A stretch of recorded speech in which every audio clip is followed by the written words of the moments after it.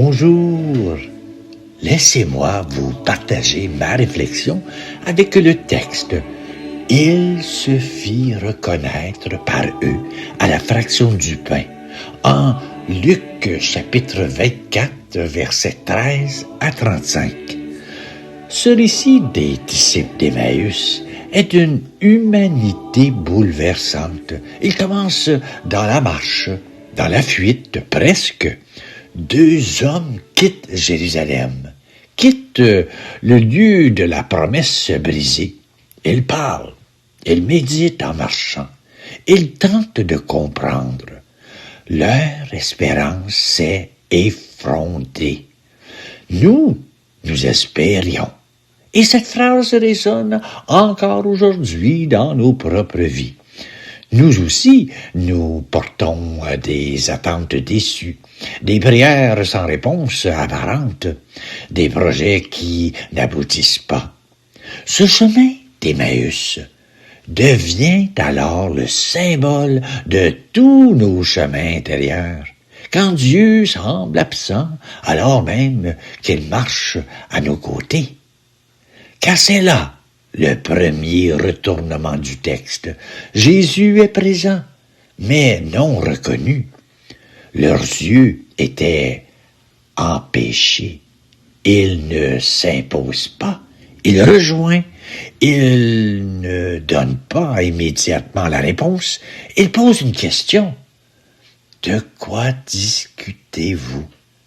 Dieu entre dans notre dialogue, dans notre confusion. Il accepte même d'être considéré comme un étranger. C'est une pédagogie de Dieu d'une finesse extraordinaire. Dieu ne force pas la foi, il l'éveille. Il ne corrige pas d'emblée, il écoute d'abord. Et nous voyons ici que la tristesse des disciples n'est pas un obstacle à la rencontre, mais le lieu même où elle peut commencer. Puis vient le temps de la parole. Jésus relie toute l'histoire à la lumière des Écritures. Il ne change pas les événements, il en révèle le sens. La croix, qui semblait être un échec, devient passage vers la gloire. Et là encore, cela nous parle profondément. Notre vie ne change pas toujours extérieurement, mais elle peut être transfigurée intérieurement par une parole qui éclaire. Notre cœur n'était-il pas brûlant? La foi n'est souvent comme cela, non pas d'une preuve, mais d'un feu intérieur, d'une évidence douce et progressive. Mais le sommet du récit n'est pas encore là. Il est dans un geste simple. Prendre le pain, bénir, rompre, donner. C'est dans la fraction du pain que leurs yeux s'ouvrent. Non pas dans un discours, mais dans un acte. Non pas dans une démonstration, mais dans une communion. Et cela est fondamental. Dieu se donne à reconnaître dans le partage, dans le don, dans l'Eucharistie de la vie quotidienne, autant que dans celle de l'Église. La reconnaissance se passe par la relation, par le fait de recevoir et de partager. Le verbe reconnaître ici, en grec, épignonaï, ne signifie pas simplement identifier, mais connaître pleinement, profondément, comme une révélation intérieure. Ce n'est pas une reconnaissance visuelle, c'est une reconnaissance spirituelle.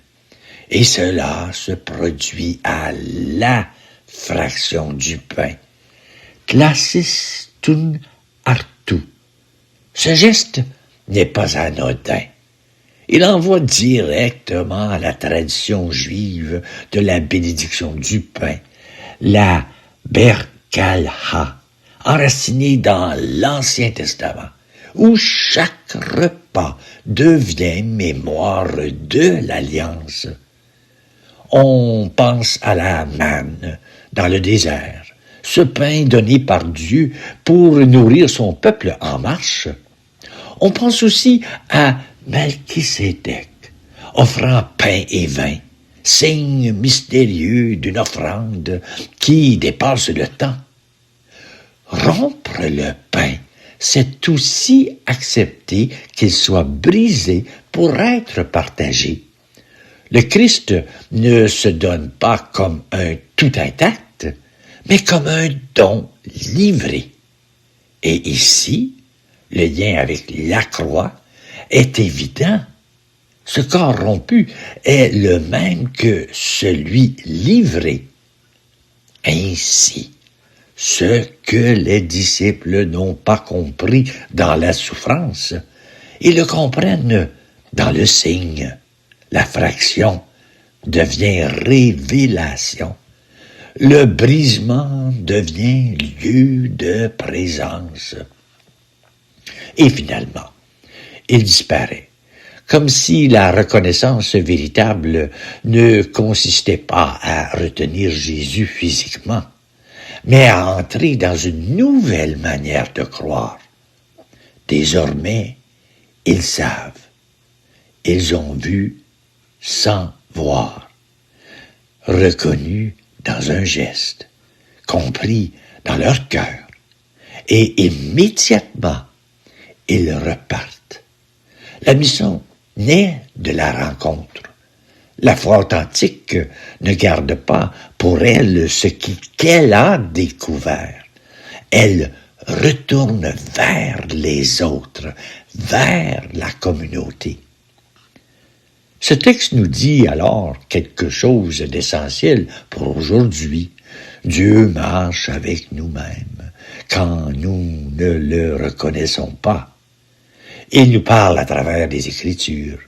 Il se donne dans le partage et il se révèle dans ce qui est brisé, offert, humble. Et peut-être que nous aussi, si nous apprenons à regarder autrement, si nous laissons notre cœur devenir brûlant, alors nos yeux s'ouvriront et nous reconnaîtrons sa présence là où nous ne l'attendions pas. Et voilà. Dans cet esprit, je vous partage une prière que j'ai composée comme un dialogue simple et vrai avec Dieu. Seigneur Jésus, sur nos routes parfois lourdes et incertaines, tu marches avec nous sans que nous le sachions. Apprends-nous à ne pas fuir nos tristesses, mais à les habiter avec toi, car tu es déjà là, au cœur même de nos questions. Nous te confions nos espérances déçues, nos « nous espérions » qui résonnent encore en nous. Viens relire avec nous notre histoire.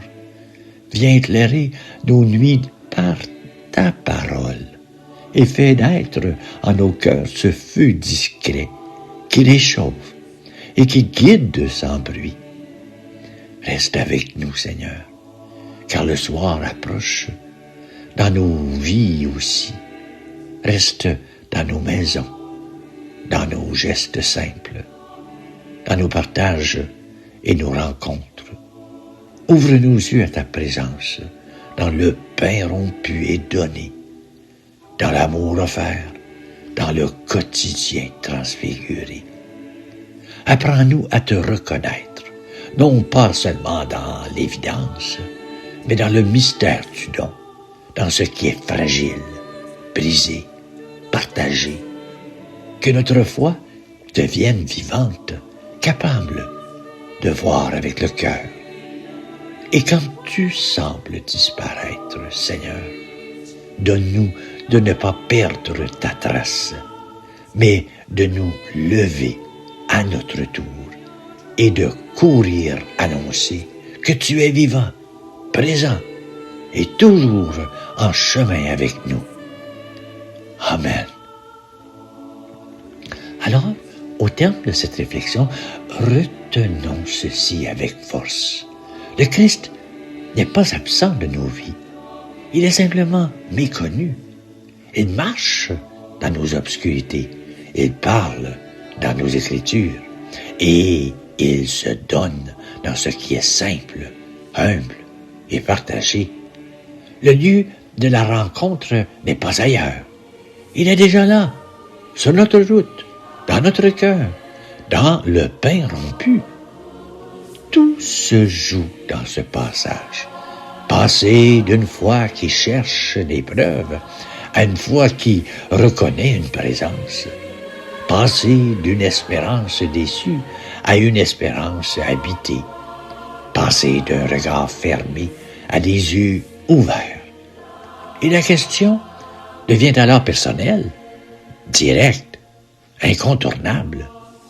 Sommes-nous prêts à le reconnaître là où il se donne, ou continuerons-nous à le chercher là où il ne s'impose pas? Et voilà. Merci d'être là. Je te souhaite une très belle journée.